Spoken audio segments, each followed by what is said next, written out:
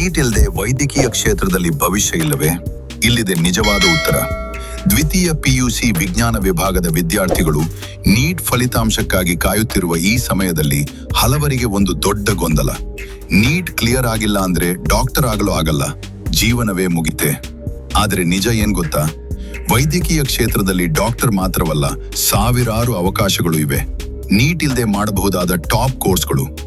ಆಸ್ಪತ್ರೆಗಳಲ್ಲಿ ಇಂದು ವೈದ್ಯರ ಜೊತೆಗೆ ಕೆಲಸ ಮಾಡುವ ಪ್ಯಾರಾಮೆಡಿಕಲ್ ಸ್ಟಾಫ್ಗಳಿಗೆ ಭಾರಿ ಬೇಡಿಕೆ ಇದೆ. ಈ ಕ್ಷೇತ್ರಗಳಲ್ಲಿ ನೀವು ಸುಲಭವಾಗಿ ಪ್ರವೇಶಿಸಬಹುದು.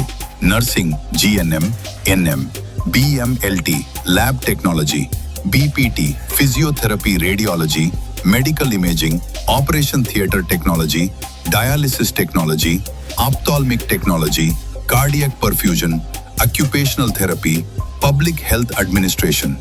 ಇವುಗಳಲ್ಲಿ ಅನೇಕ ಕೋರ್ಸ್ಗಳಿಗೆ ನೀಟ್ ಅಗತ್ಯವಿಲ್ಲ. ಪಿಯುಸಿ ಅಂಕಗಳ ಆಧಾರದ ಮೇಲೆ ಪ್ರವೇಶ ಸಿಗುತ್ತದೆ. ಉದ್ಯೋಗ ಅವಕಾಶ ಹೇಗಿದೆ? ಸರ್ಕಾರಿ ಆಸ್ಪತ್ರೆಗಳು, ಖಾಸಗಿ ಆಸ್ಪತ್ರೆಗಳು, ಡಯಾಗ್ನಾಸ್ಟಿಕ್ ಸೆಂಟರ್ಗಳು, ರಿಸರ್ಚ್ ಲ್ಯಾಬ್ಗಳು.